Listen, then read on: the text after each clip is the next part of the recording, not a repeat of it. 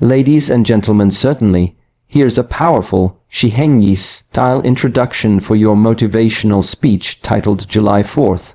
Something big is coming, prepare for the shift. Calm, reflective, and spiritually awakening in tone, there comes a time when the world no longer whispers, but begins to speak clearly to those who are ready to listen. Not with noise, not with chaos, but with signals that stir the inner world of the disciplined, the seekers, the warriors of awareness.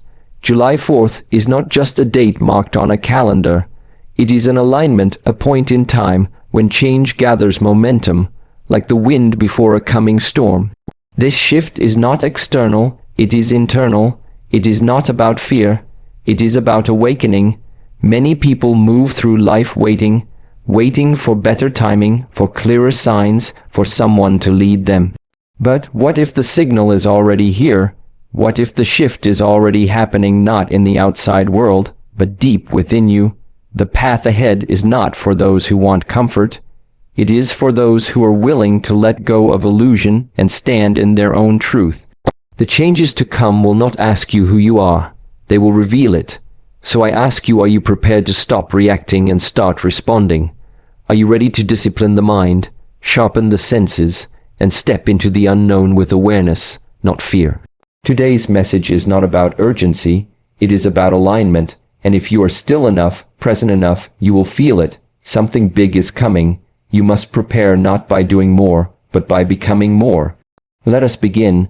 Many people spend their entire lives waiting for external events to trigger change. They look for signs in the sky, shifts in politics, or crises in society to finally convince them that it's time to act. But the truth is, the real shift always begins within. The inner call, that quiet yet persistent voice urging you to prepare, evolve, and awaken, often comes long before the outer world gives you a reason to. Recognizing this inner call is not about hearing words or seeing visions. It's about sensing a subtle but growing discomfort with the status quo. It's about noticing how the same routines no longer satisfy, how familiar conversations start to feel empty, and how your soul begins to crave something deeper, something real. This is the early signal, the invisible whisper of a coming shift that most people ignore because it doesn't arrive with thunder or drama. It arrives in silence and stillness, requiring presence to perceive it. In the days leading up to July 4th, this sense intensifies. It's as though the energy around you is thickening, urging you to pay attention, to reflect more deeply, to clear space mentally and emotionally. When something big is coming, nature doesn't always announce it with fanfare. The wind doesn't shout, it changes direction. The sky doesn't scream, it shifts color. In the same way, your inner being doesn't panic, it simply nudges you. The question is, are you tuned in enough to feel it? Are you aware enough to sense that you are being called, not by fate, not by society, but by your own higher self? That part of you which has been waiting patiently for you to notice it, to honor it, and to finally align with it? This alignment starts with awareness. It begins the moment you stop drowning in noise and begin listening in silence. Most people are too distracted to hear their own inner truth. They fill their days with constant stimulation, numbing out the very signal they claim to be searching for. But the shift that's coming doesn't wait for you to be ready. It arrives when the time is right, and readiness is not a matter of circumstance. It's a matter of perception. The ones who will navigate this change with clarity are not necessarily the most powerful or the most educated. They are the ones who have been paying attention. They are the ones who notice that the inner world has been rumbling before the outer world starts shaking. Preparation, then, is not a checklist. It's a state of being. It's the result of consistent inner work, small daily acts of awareness that sharpen your sensitivity to life. When you meditate, when you journal, when you breathe with intention, when you observe without judging, you are answering the call. These simple acts form a quiet discipline that prepares you for a major transition, even when you don't yet know what that transition will be. It is not about predicting the future, It's about becoming the kind of person who can stand firm in the future, regardless of what comes. To recognize the inner call is to honor the subtle tension between where you are and where you are being drawn to go. It is to feel the quiet pull away from distraction and toward depth. It is to realize that comfort is no longer your goal. Consciousness is. Every shift that matters begins within, not outside. The greatest revolutions in your life won't be sparked by world events, but by the private moment when you decide to stop ignoring your own intuition. That decision marks the real beginning. It's when the fog starts to lift, not because the world changes, but because you do. And when the world finally does begin to shift, you'll know you've already started moving long before anyone else noticed something was coming. Discipline is not about punishment or restriction. It is the pathway to freedom, clarity, and inner strength. When the world around you is preparing for a shift, discipline becomes the anchor that keeps you grounded amidst uncertainty. While others may be driven by emotion, impulse, or fear, discipline allows you to respond from a place of calm awareness. It trains your body, your mind, and your spirit to act with intention rather than reaction. This kind of preparation cannot be achieved overnight. It is cultivated through consistent, often quiet, choices that accumulate power over time. Each morning you rise early, each time you sit in silence to breathe, each moment you choose purpose over comfort, you are reinforcing a foundation strong enough to withstand the coming storm. In times of transition, many people fall into confusion because they never developed the structure to handle pressure. Their lives are built on distractions and conveniences, so when those comforts are stripped away, they are left disoriented and weak. Discipline changes that. It gives you a framework, a rhythm, a code to live by even when everything else becomes uncertain. It creates an internal order that doesn't rely on the external world to stay stable. When you've trained yourself to follow through on commitments, to maintain focus in chaos, to keep your word even when no one is watching, you carry a form of strength that cannot be taken away. This strength is essential when facing an unknown future. Training the body is one layer of discipline, and it is often the entry point. Through physical discipline, exercise, movement, endurance, you start to build mental resilience. The body learns not to quit, and the mind begins to mirror that determination. You become familiar with discomfort and begin to embrace it, understanding that growth never arrives through ease. But physical discipline alone is not enough.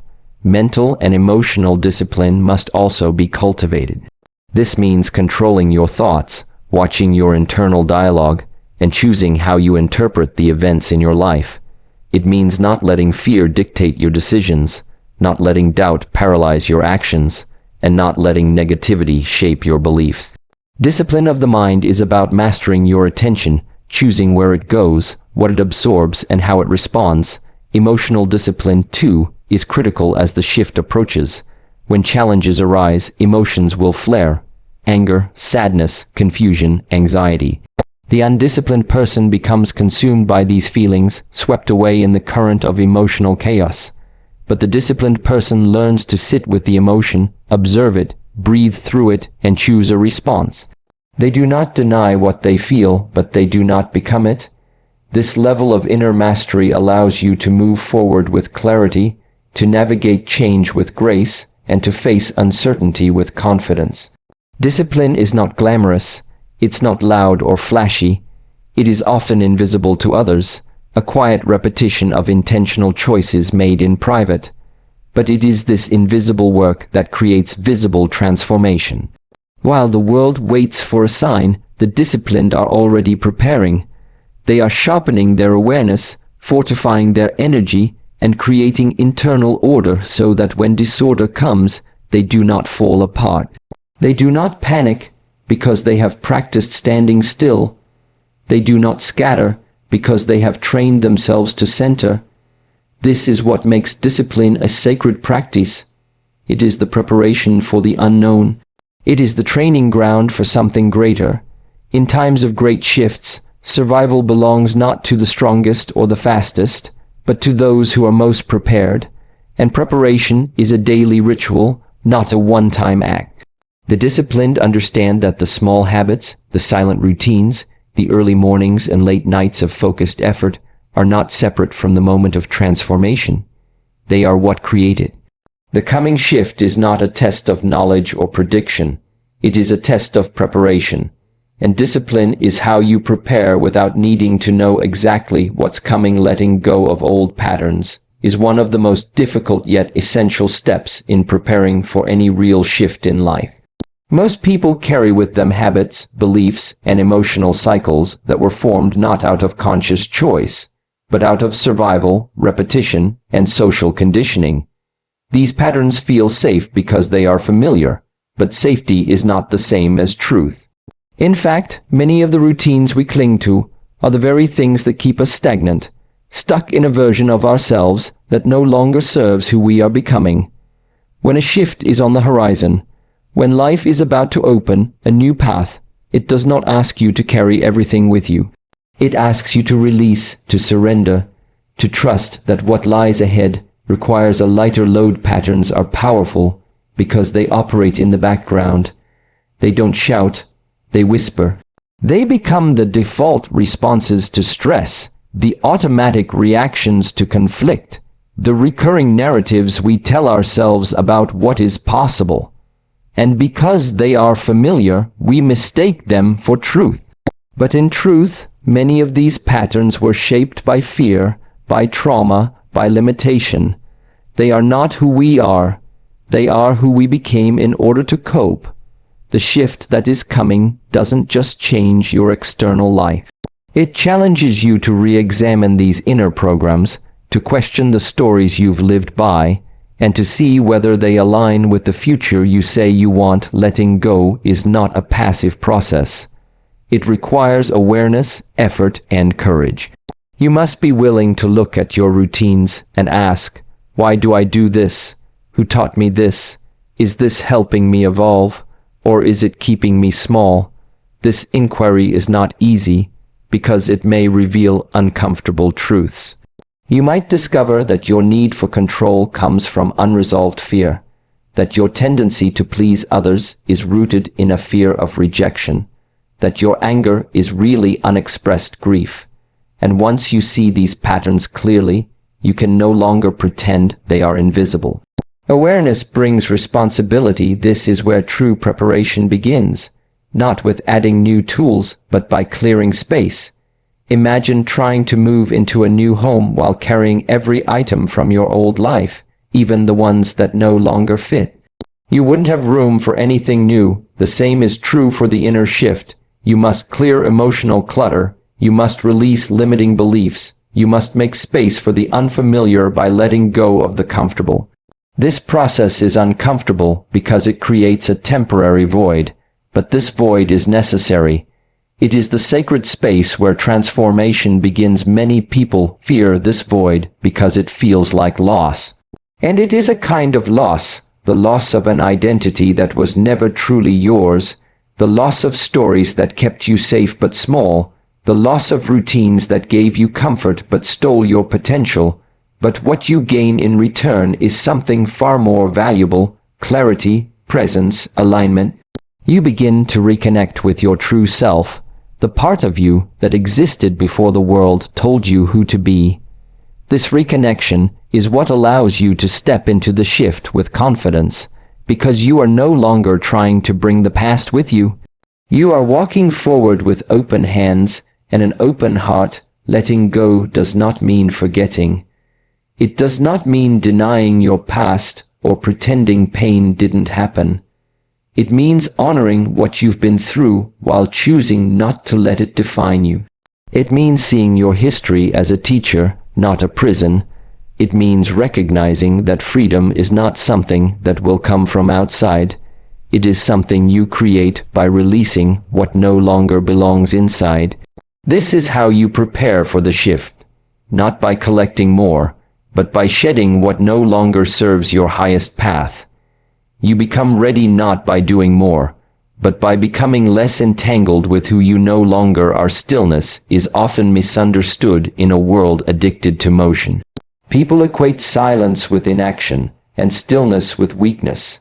But in truth, stillness is one of the most powerful forces a human being can cultivate, especially in times of chaos and change. When the world is accelerating, when noise increases and distractions multiply, stillness becomes not just a refuge, but a weapon. It allows you to see clearly while others are blinded by movement. It allows you to act with precision while others react impulsively. It allows you to remain centered while others are pulled in every direction by fear, confusion, or urgency. The coming shift does not require more noise. It does not require panic, argument, or frenzy. It demands stillness, because only in stillness can you hear what is truly being asked of you. The ability to be still is not about physical immobility. It is about internal quiet. It is about calming the mental chatter, slowing down the racing thoughts, and observing without judgment. This is not easy, because most people have never trained themselves to sit in silence. They avoid it. They fill their lives with constant stimulation, so they don't have to face the depth that stillness reveals. But that depth is exactly where your power lives. When you are still, you become aware. You begin to notice patterns in your thoughts, emotions in your body, and energy in your environment. You become the observer instead of the reactor. This shift in perception is everything. The person who reacts is controlled by what happens around them. The person who observes remains in command of their internal world, regardless of external conditions. This is not indifference, it is mastery. Stillness trains you to pause, to breathe, to wait, and to listen. And in that space between stimulus and response, there is power. It is in stillness that intuition becomes clear. The gut feelings, the inner nudges, the subtle signals that usually get drowned out by noise begin to surface. You start to sense what decisions align with your path, and which ones are rooted in fear or habit. You start to know, not through logic alone, but through deep internal resonance. In a time when so many are looking outside for guidance, stillness brings you back to your own inner compass. It reconnects you with something ancient, something wise, something unshaken by trends or opinions. This is the kind of clarity needed to navigate uncertain times. Stillness also allows the body to regulate. When you are constantly moving, your nervous system remains in a state of alert. Stress builds, cortisol rises, and the body never fully recovers. But when you practice stillness, through breath, through meditation, through mindful awareness, you give the body space to reset. You allow healing to happen. You allow insight to arise. You create a fertile ground where transformation can take root. The shift that is coming is not just mental or emotional. It is energetic. And to feel energy clearly, the internal waters must be still. One of the most powerful practices you can develop in preparation for this shift is the daily discipline of stillness. Whether it is 5 minutes or 50, taking time to sit in silence each day is not wasted time. It is invested time. It builds inner stability. It deepens presence. It sharpens awareness. And over time, it changes who you are at your core. You no longer need to chase answers, because answers begin to come to you. You no longer seek validation from the outside, because you feel rooted from the inside. You no longer fear uncertainty, because you've made peace with the unknown through the practice of being still. There will be moments when the pressure around you will rise, when emotions will run high, and people will scramble for direction. In those moments, the ability to remain still will set you apart. You will not be frozen. You will be focused. You will not be overwhelmed. You will be aware. And this awareness is what gives you the ability to move with purpose when the time comes. It is in stillness that strength is born, not loud or aggressive, but deep and enduring. The kind of strength that does not crumble in chaos, but stands tall in silence. Awareness is the most valuable currency during any significant shift. While the world often teaches people to react, to respond quickly, to move without thinking, awareness teaches the opposite. It teaches you to slow down, to perceive, to sense beyond the obvious. In a time of rapid change, awareness becomes a filter that allows you to discern truth from illusion, signal from noise, purpose from distraction. Most people live on autopilot, doing what they've always done, thinking what they've always thought, and responding how they've always responded. But a true shift, especially one that begins from within, requires a different kind of presence, one that sees clearly and chooses deliberately the difference between reacting and responding lies in awareness. A reaction is automatic.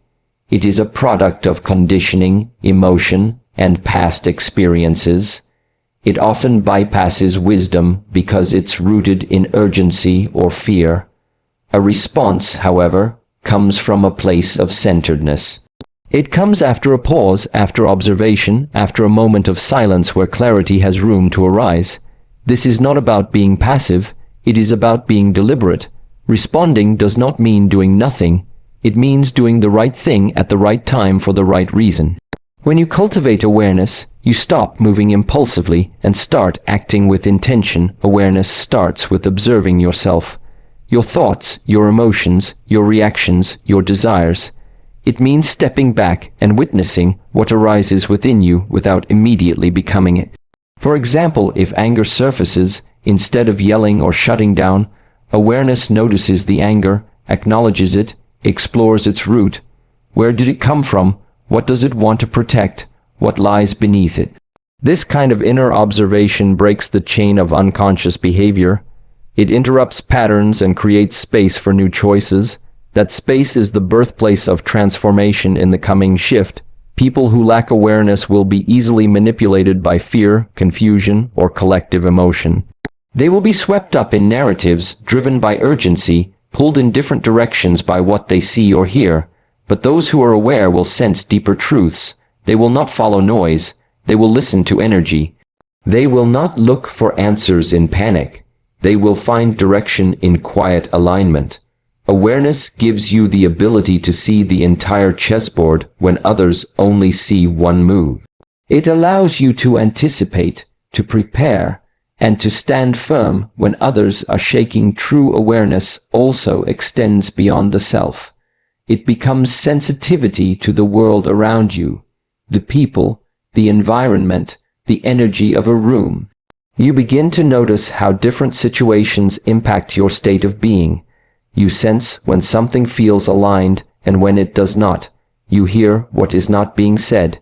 You read the unspoken messages in people's tone, posture, and presence. This is not a mystical gift. It is a natural result of being present. Most people miss these subtle signals because they are lost in their thoughts, their screens, or their stress. But the person who cultivates awareness notices everything, not with judgment, but with clarity. One of the greatest signs of awareness is the ability to pause, that 1 second of breath before speaking, that single heartbeat of stillness before choosing, that subtle moment of inner checking before acting. This pause may seem small, but it is everything.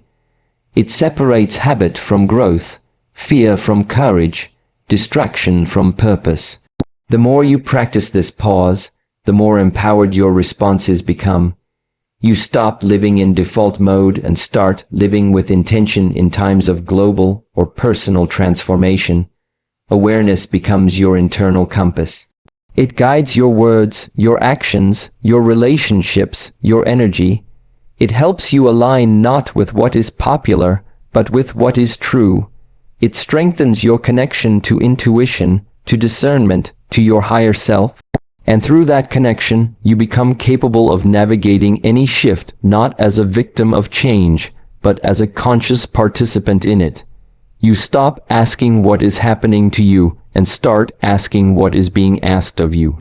This subtle shift in perspective is the foundation of all transformation. Becoming the shift you're waiting for requires a radical change in perspective. Most people live with the belief that transformation must arrive from outside sources.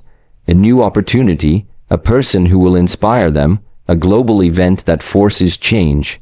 They wait for something or someone to initiate the process they are unwilling to begin themselves.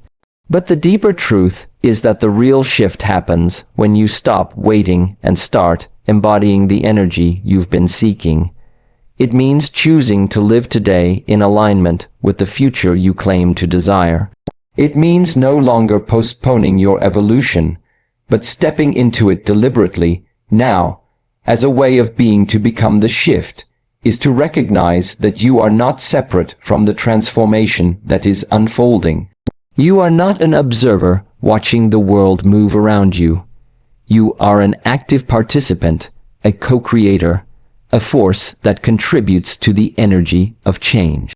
The thoughts you think, the actions you take, the vibration you carry, all of these things ripple outward and influence the environment around you. Waiting for external change without transforming internally is like standing in front of a mirror and hoping the reflection will smile first. The outer world reflects the inner world. If you want to see something new outside, it must begin with who you are inside. This process requires honesty. It requires you to ask yourself hard questions. What kind of energy do I bring into a room? What habits do I hold that contradict the life I say I want?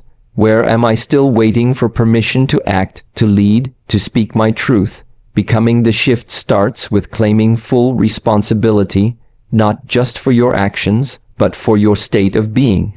This level of responsibility is not about blame or guilt. It's about power. It's about recognizing that you are not helpless. You are capable of reshaping your reality by reshaping your mindset, your discipline, your emotional state, and your daily decisions. When you become the shift, you stop needing validation. You stop needing signs. You stop needing others to agree with your vision. You understand that real change begins in the unseen, in the quiet work you do when no one is watching. You begin showing up differently. You listen more deeply. You speak more intentionally. You move with purpose, even if no one else seems to understand why. This internal shift does not announce itself loudly. It often begins as a subtle alignment, a growing sense of integrity between your values and your actions. Over time, that alignment builds momentum, and momentum becomes transformation. There is a deep sense of peace that comes when you stop outsourcing your power. You no longer fear delays, detours, or difficulties, because you are no longer dependent on outcomes to validate your path.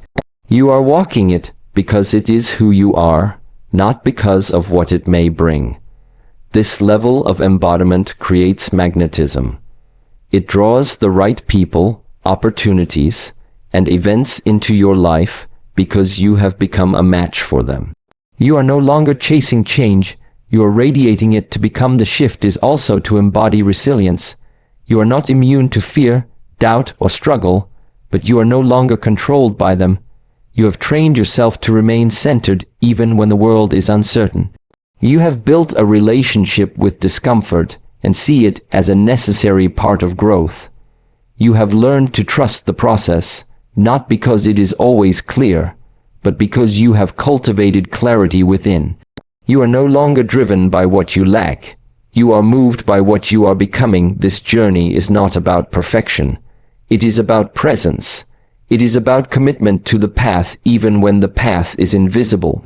It is about knowing that the greatest revolution you can participate in is the one that begins in your thoughts, your breath, your posture, your decisions. You stop waiting for the right time and realize that the right time is the moment you choose to rise, to realign, to reclaim the authority over your own life. The shift is not somewhere out there waiting to arrive. It is already inside you, waiting to be expressed through the way you live, the way you serve, the way you lead.